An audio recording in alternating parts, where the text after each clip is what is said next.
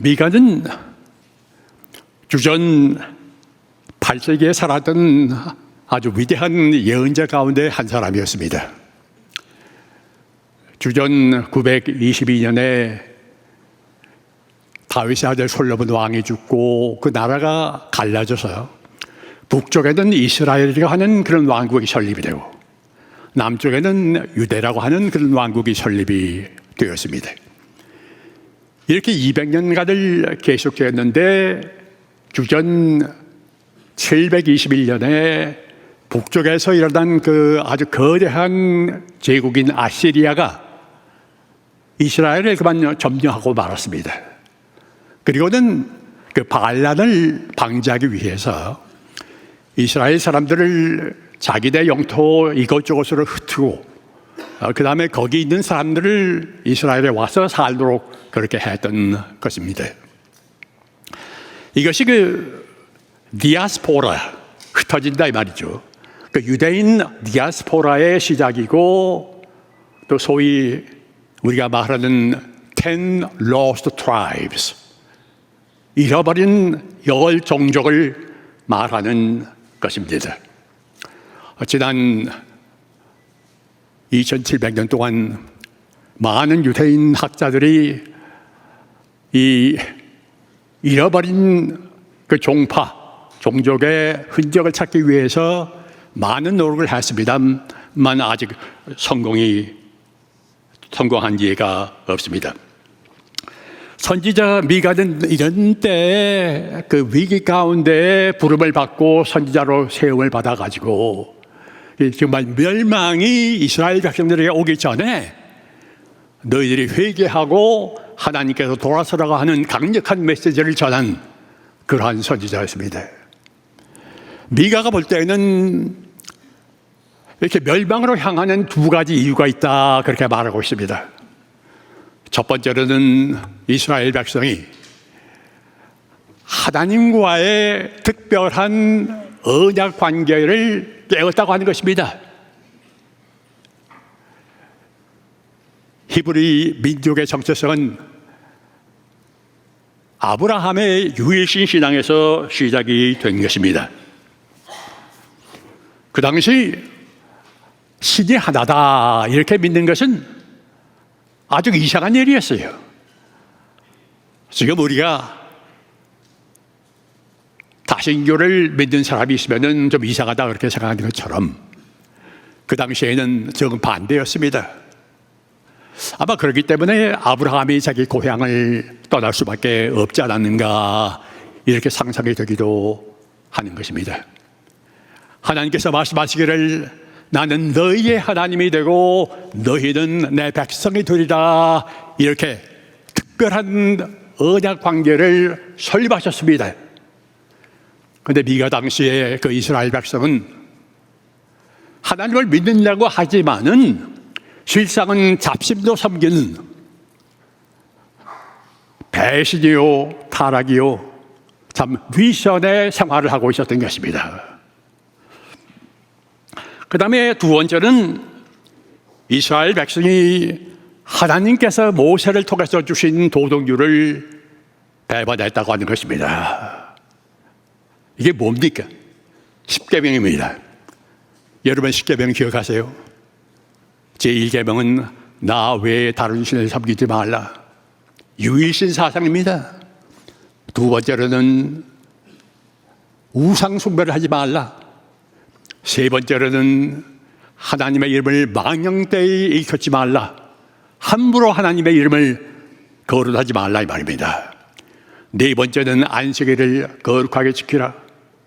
다섯 번째는 내 부모를 존경하라. 여섯 번째는 살인하지 말라. 일곱 번째는 간음하지 말라. 여덟 번째는 도둑질하지 말라. 그 다음에 아홉 번째는 내 이웃을 해하려고 거짓 증거하지 말라. 그 다음에 열 번째는 남의 것을 탐하지 말라. 이렇게 10가지인 것입니다. 이 십계명을 가만히 보면은 첫 번째부터 네 번째까지는 하나님과 우리 인간 관계에서 우리가 지켜야 할 종교적인 계명을 말씀하는 것이고, 그 다음에 다섯째부터 10번째는 우리 인간과 인간 관계에서 지켜야 할 사회적인 계명을 말씀하는 것입니다. 요는 우리가 하나님과 올바른 관계를 갖지 못하고 인간과 인간 사이에 올바른 관계를 갖지 못하면은 우리 인간 사회에 진정한 질서와 평화가 없다는 것을 말하고 있는 것입니다. 선지자 미가는 이스라엘의 타락상을 3장에서 신랄하게 비판하고 있습니다. 특별히 통치자들의 만행을 비판하고 있는 것입니다.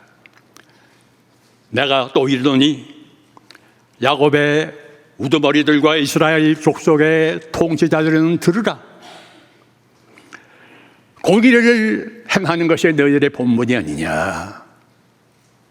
그러나 너희가 선을 미워하고 악을 기뻐하며 내 백성의 가죽을 벗기고 그 뼈에서 살을 뜯어서 그들의 살을 먹는구나. 내 백성의 가죽을 벗기고 그 뼈를 꺾어서 다지기를 냄비와 솥에 담은 고기를 다지듯 하는구나. 이렇게 한탄하면서 말을 했습니다. 통치하는 사람들이 백성을 위해서 통치를 한다는 것보다도 자기들의 사욕, 자기들의 이익을 위해서 착취를 한다 이 말씀이에요. 그 다음에 미가 선지자는 말씀하기를 재판관들과 종교 지도자들도 타락했다고 하는 것을 말하고 있습니다. 그들의 우두머리들도 뇌물을 위하여 재판하며 그들의 제사장은 싹스를 위하여 교훈하며 그들의 선지자들은 돈을 위하여 점을 치면서 여호와의 이름을 불러서 이르기를 여호와께서 우리 가운데 계시지 아니하냐. 재앙에 우리에게 닥치지 아니할 것이다. 그렇게 예언한다고 했습니다. 즉 재판장들이 공의보다는 자기 자신의 이익을 위해서 재판을 하며 종교 지도자들도 진리의 말씀을 전한다는 것보다도 돈을 탐하고 물질의 욕심이 있어서 사람들이 듣기 좋은 설교만 했다는 그런 말씀이 있는 것입니다. 그러면 일반 백성은 나았느냐? 결코 그렇지 않았다고 미가는 말하고 있습니다. 그들도 똑같이 타락했다고 하는 것을 말씀하고 있습니다. 경건한 자가 세상에서 끊어졌고 정직한 자가 사람들 가운데 없도다. 무리가 다 피를 흘리려고 매복하며 각기 그물로 형제를 잡으려고 두 손으로 부지런히 악을 행하는도다. 그렇게 말씀하고 있습니다. 지도자들이나 백성들이나 다 썩고 썩었다고 하는 것을 말씀하고 있습니다. 그러면 어떻게 해야 멸망으로 향하는 이스라엘 백성의 구원을 얻을 수가 있을까? 선지자 미가는 외쳐 말하기를 너희는 살려면 선을 구하고 악을 구하지 말지어다. 이렇게 말합니다. 그러면 선을 구한다는 것이 구체적으로 무엇을 의미하는 것이냐? 여기에 대해서 해답을 한 것이 오늘의 본문이 되는 위대한 미가의 메시지입니다. 내가 무엇을 가지고 여호와 앞에 나아가며 높으신 하나님께 경배할까? 내가 번제물로 일련된 송아지를 가지고 그 앞에 나아갈까? 당시 예배 형식은 동물을 태워서 제사를 드리는 것이 예배의 형식이었습니다. 여호와께서 천천의 순양이나 만만의 강물과 같은 기름을 기뻐하실까? 굉장한 예배를 드리면은 하나님께서 기뻐하실까? 내 허물을 위하여 내 맏아들 내 영혼의 죄로 말미암아 내 몸에 열매를 드릴까? 당시 몰렉이라고 하는 그 신을 섬기는 사람들은 자기 자식을 제물로 드리는 그런 습관이 있었어요. 그런 것을 하면은 하나님께서 기뻐하실까? 사람아, 주께서 선한 것이 무엇임을 너에게 보이셨나니 여호와께서 구하시는 것은 오직 공의를 행하며 인자를 사랑하며 겸손하게 내 하나님과 동행한 것이 아니냐, 이렇게 말씀하고 있습니다. 이스라엘이 살려면 첫째로 공의를 행해야 한다는 것입니다. 여러분, 2700년 전 선지자 미가가 묘사한 그 당시의 지도자들과 백성들의 그 사정, 이것이 왜 이렇게 우리에게 친숙하게 들립니까? 그 이유는 2700년 후인 오늘날 대한민국에 살고 있는 우리들의 사정이 그와 너무나도 흡사하다는 말씀인 것입니다. 여러분, 오늘날 우리의 현실은 어렵기 짝이 없습니다. 곤란하기 짝이 없습니다.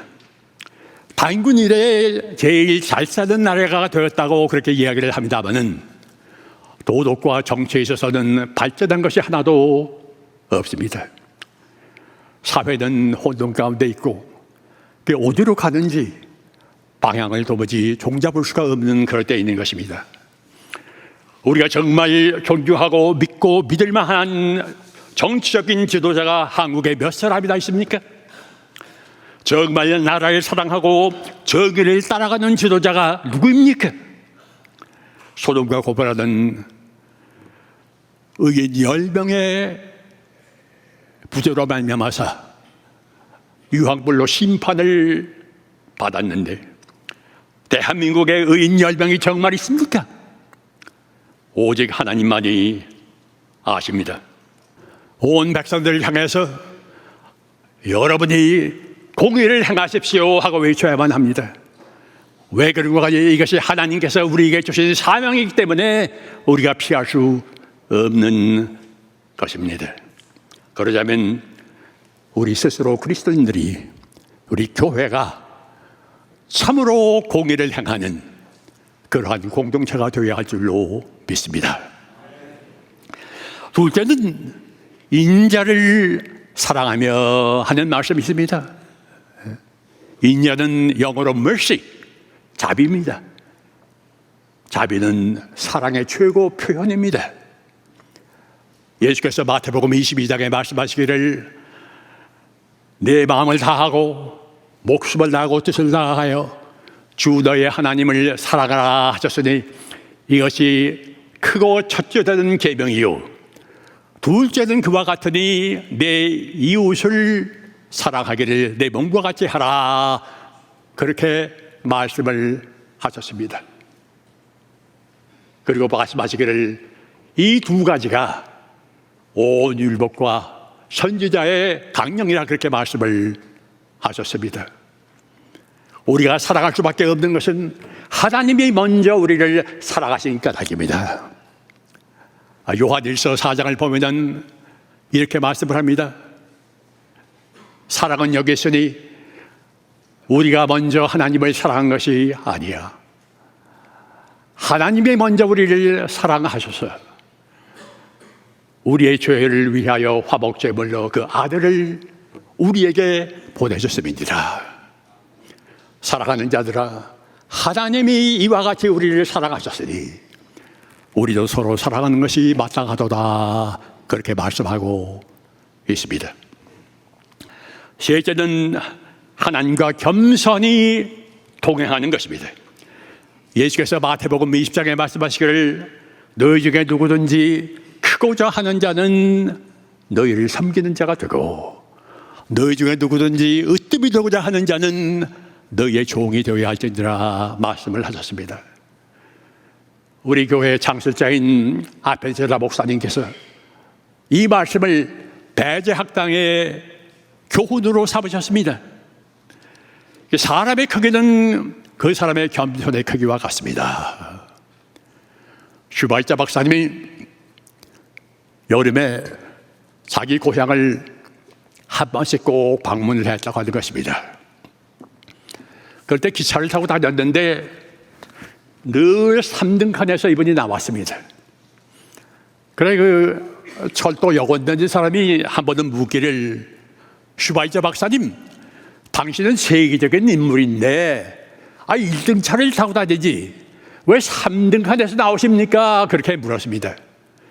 그럴 때 슈바이처 박사님이 대답하기를, 4등 칸이 없어서 3등 칸을 탔습니다. 그렇게 대답을 했다고 하는 것입니다. 얼마나 겸손한 분입니까? 여러분, 제가 생각하기에 제일 세상에서 어리석은 사람은 교만한 사람입니다.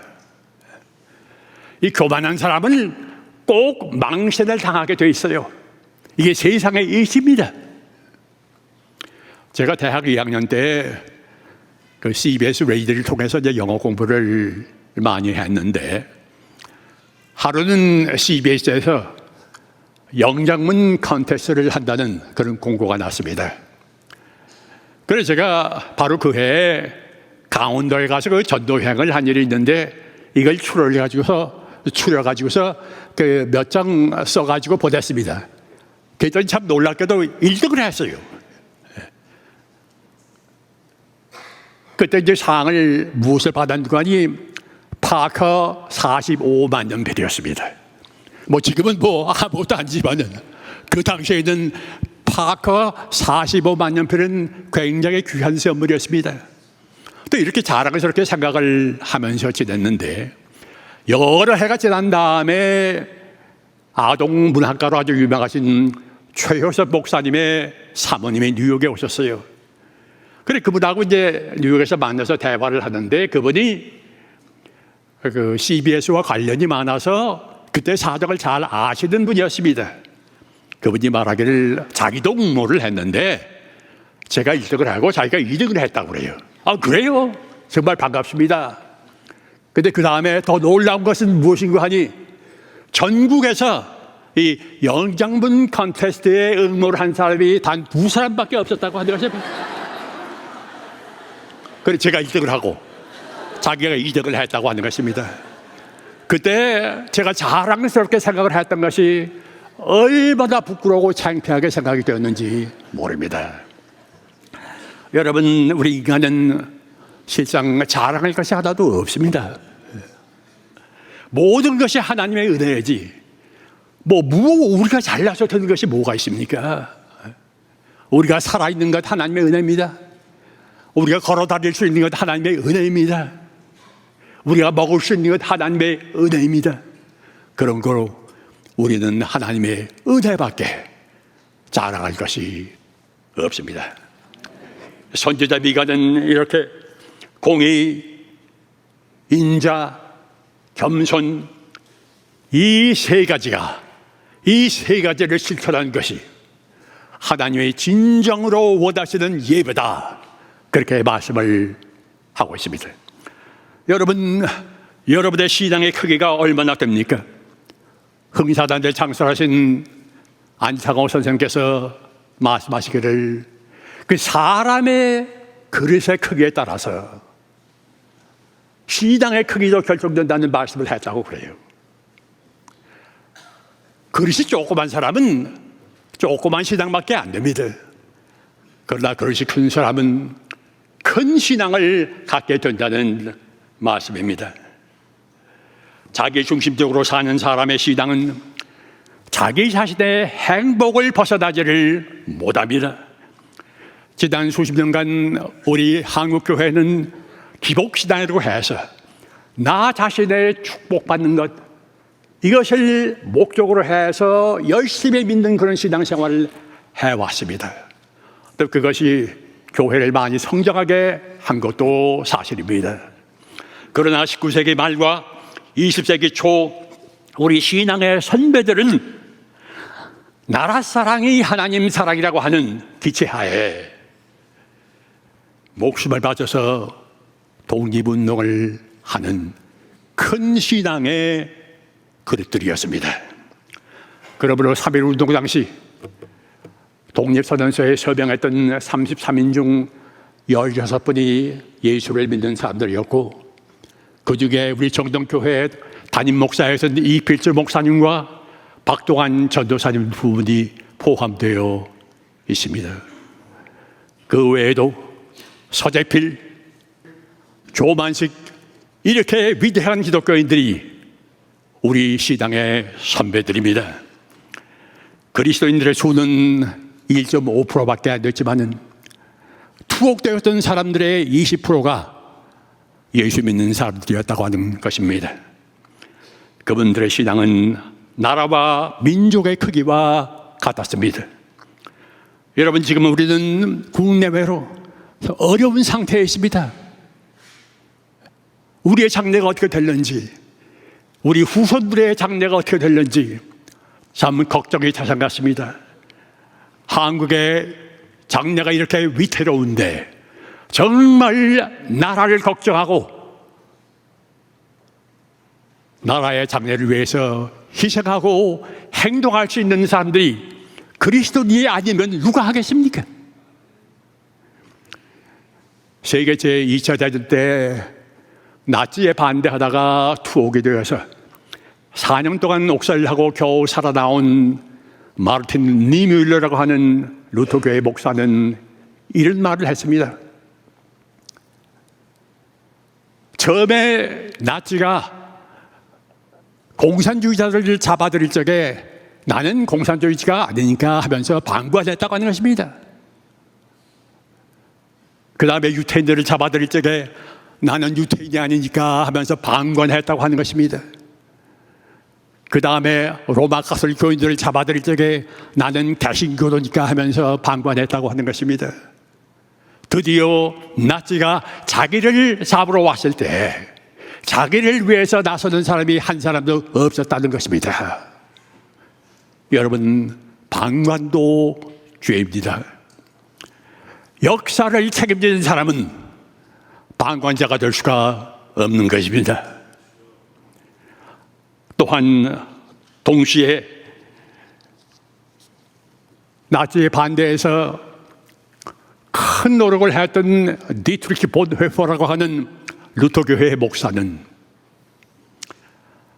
이 망령에 걸린 이 히틀러를 그냥 뒀다가는 안 되겠다고 생각을 해서 몇 분의 독일 장군과 결탁을 해가지고 암살 음모에 참여를 했다가 이것이 실패하면서 독일이 해방되게 있고 한 달 전에 교수대의실로 사라지고 말았습니다. 그의 나이가 39세였습니다. 여러분, 여러분의 시당의 크기가 얼마나 큽니까? 나만 잘 되면 괜찮다고 하는 이기적인 시당을 가지고 사시는 것입니까?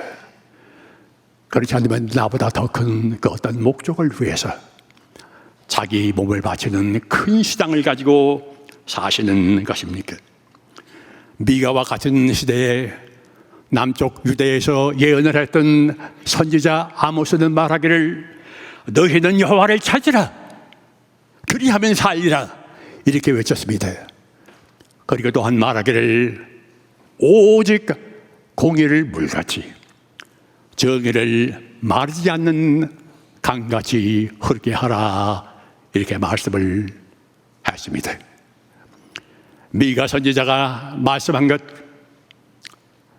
공의를 행하며 인자를 사랑하며 하나님과 겸손하게 동행하는 행동하는 크리스천들이 되시기를 주의 이름을 받들어서 간절히 기원드립니다.